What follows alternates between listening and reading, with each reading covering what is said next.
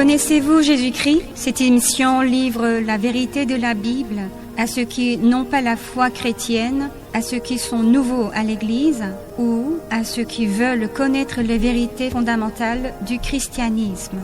Cette émission est menée par Sangdin Lee, pasteur de l'Église coréenne et missionnaire de CCMF, Communauté coréenne des missions pour la francophonie au Bénin. Et je suis Eunzi Park, missionnaire de PCKWM, Mission mondiale de l'Église presbytérienne de Corée et de CCMF au Bénin.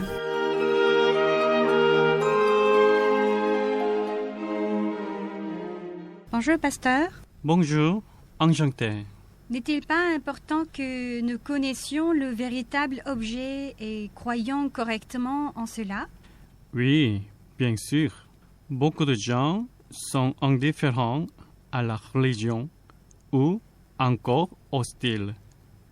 Et beaucoup de gens sont dans l'erreur.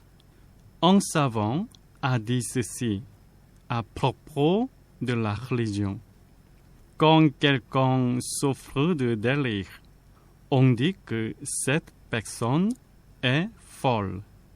Quand la majorité souffre de délire, cela s'appelle la religion.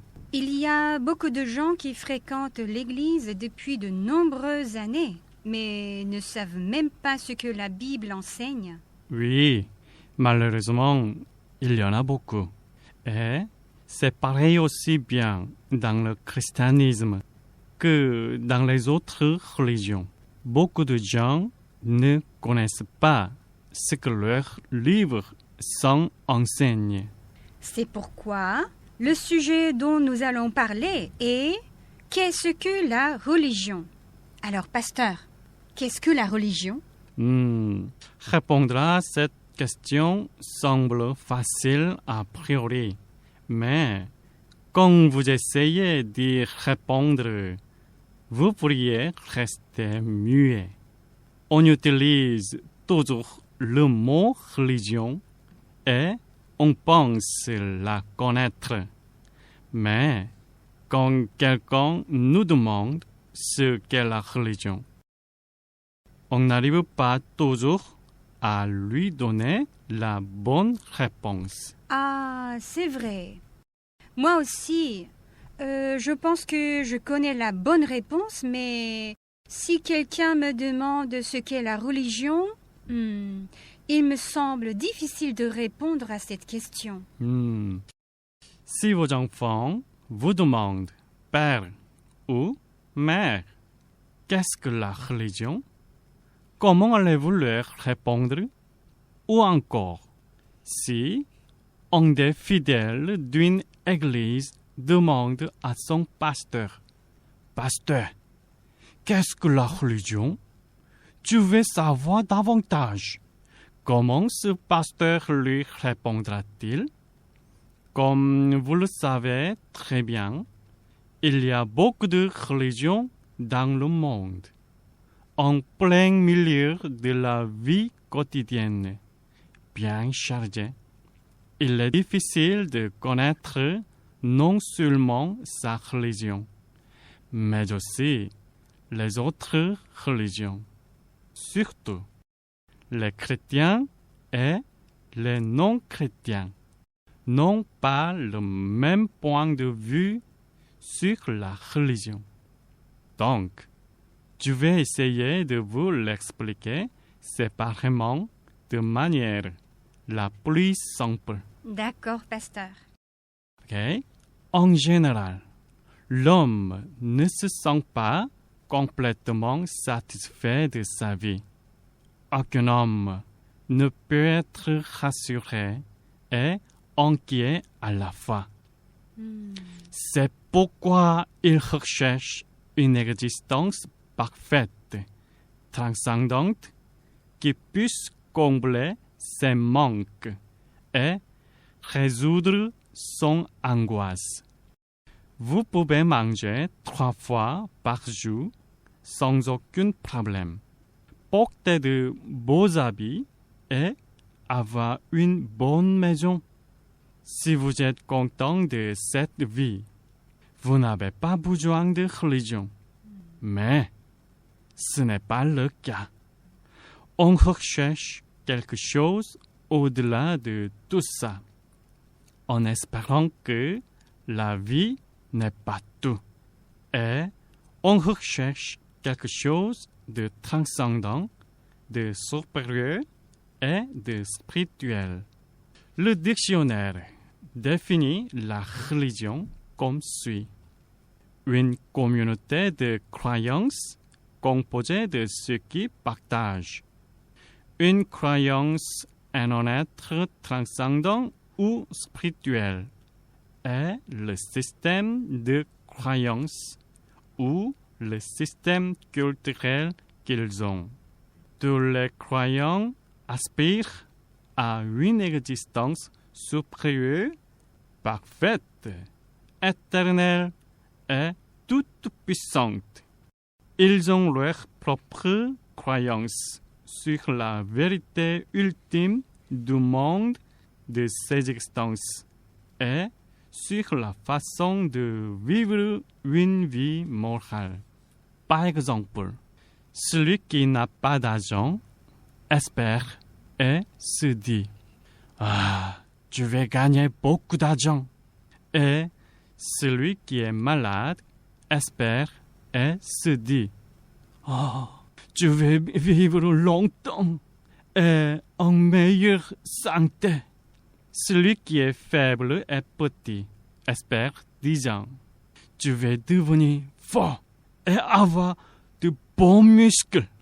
Alors, il recherche un être qui peut lui donner beaucoup d'argent, un être qui peut remédier à toutes les maladies, un être tout-puissant, un être supérieur en sagesse et en connaissance.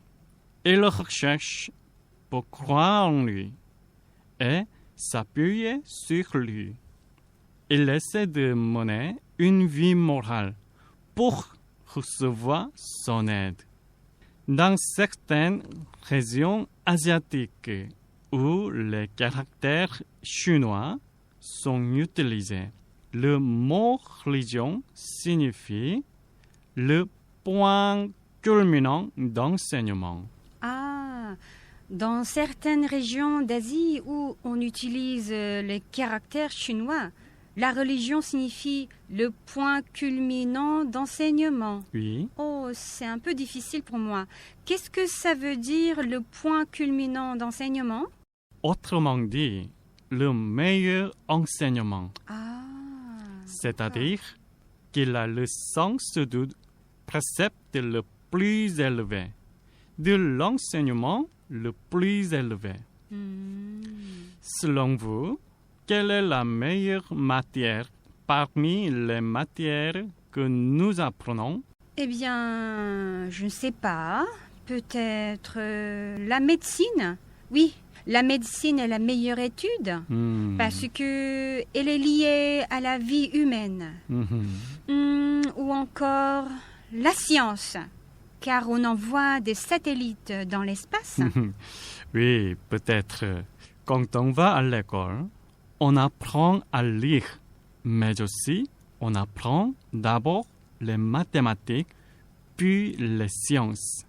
Cependant, même après avoir appris la science, on rencontre de nombreux problèmes non résolus. Alors, on réfléchit pour trouver la réponse, ce qui nous conduit à la philosophie. Si la philosophie avait réglé le problème, les religions du monde ne seraient pas apparues. En effet, dans certaines religions, une branche de la philosophie est devenue une religion. La religion utilisée en Occident a une signification différente de celle en Orient. Cela désigne reconnecter, unir, qui veut dire les hommes sont réunis avec Dieu. Réfléchissons à nouveau à cela. La reconnexion signifie qu'il était connecté à l'origine, n'est-ce pas? Oui, c'est vrai, pasteur. En d'autres termes, à l'origine, il n'y avait pas de barrière entre Dieu et les hommes, et ils s'entendaient bien. Mais cette relation a été coupée. Dommage. Donc, la religion signifie faire écrouler le mur et continuer à nouveau la relation afin de la restaurer. Ainsi, l'Orient et l'Occident n'ont pas le même sens de la religion. Et chaque religion a sa propre doctrine et a de nombreuses différences sur les perceptions des autres religions. Cela a conduit à des affrontements entre différentes religions et, dans des cas extrêmes, à des guerres et même à des meurtres. Il y a 200 ans, certains ont dit « En peu de temps, toutes les religions deviendront inutiles et disparaîtront. » Pourquoi? Pourquoi ils ont dit cela? Parce que la science fait du progrès. Nous apprenons les causes du tonnerre, de la foudre et des typhons. De plus, des virus qui causent diverses maladies sont découverts et traités. On pensait que c'était un phénomène causé par la colère de Dieu, mais c'était un phénomène naturel et une maladie que les humains pouvaient soigner. Alors, ils disent, toutes les religions disparaîtront parce que la religion est un mensonge et qu'il n'y a pas de Dieu. Cependant, les religions de ce monde n'ont pas disparu, mais plutôt de nouvelles religions apparaissent continuellement avec le temps. Oui, c'est vrai, pasteur. Les religions n'ont pas disparu. Il y a des gens qui disent que toutes les religions sont les mêmes après tout. Certains disent cela, même s'ils font partie d'une religion. Maintenant, réfléchissons-y. La religion a un sens différent entre l'Orient et l'Occident. Chaque religion a des doctrines différentes. Au fil du temps, de nouvelles religions émergent.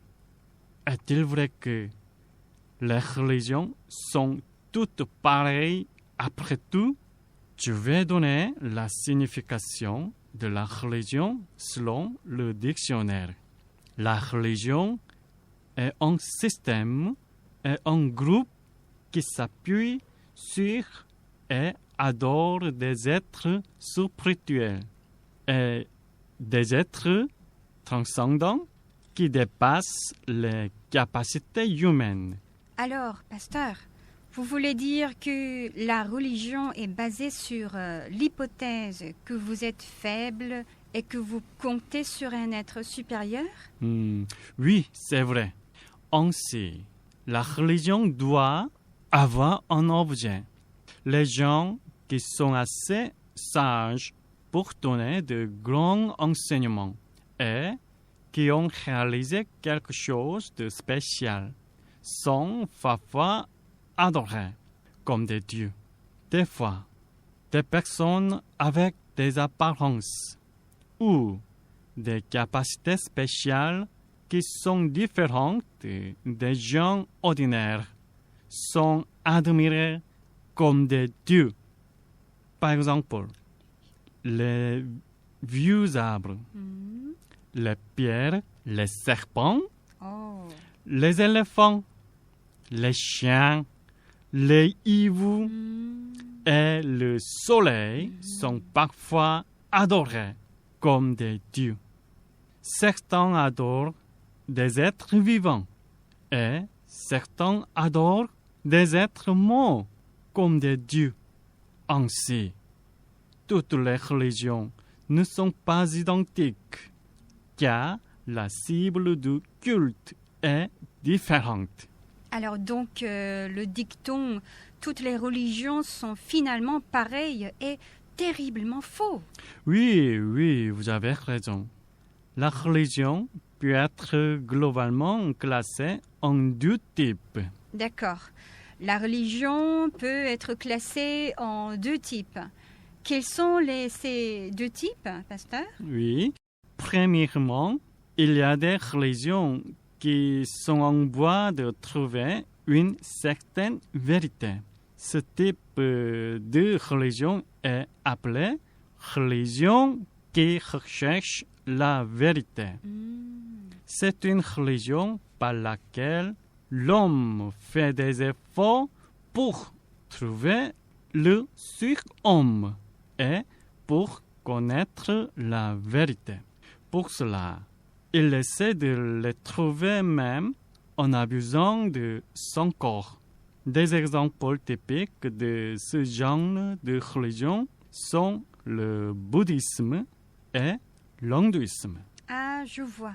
La religion qui recherche la vérité.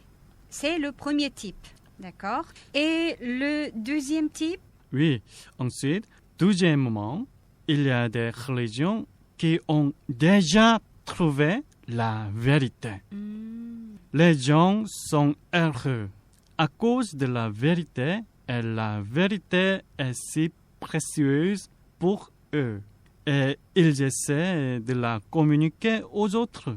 Ce genre de religion s'appelle la religion évangélique. En d'autres termes, on peut l'appeler une religion de révélation. D'accord. La religion évangélique ou la religion de révélation. Oui.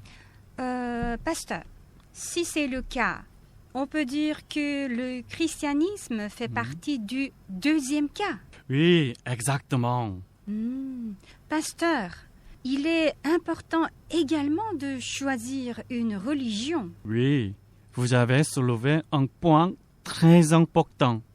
Si vous remontez l'histoire, vous verrez que le développement et le recul d'un pays et d'un peuple sont étroitement liés à la religion. Comme vous le savez, il existe de nombreuses religions dans ce monde. Il existe même de nombreuses hérésies, des superstitions et pseudo-religions. Je sais qu'ici, Bénin, il y a des hérésies venues de l'étranger et il y a des hérésies qui tirent leur origine du Bénin. Selon la religion qu'une personne choisit, la direction de sa vie change. Parfois, les gens gâchent leur vie et parfois, ils détruisent leur famille à cause de la mauvaise religion. On peut dire que le choix de la religion est très important car il se rapporte non seulement à la vie humaine, mais aussi à la question de la vie éternelle. Connaissez-vous Jésus-Christ? Aujourd'hui, pour la première fois, nous avons partagé une conférence sur le thème de « Qu'est-ce que la religion ?» C'était le pasteur Sang-Jin Lee. Pasteur, merci. Merci à vous tous. À la prochaine fois.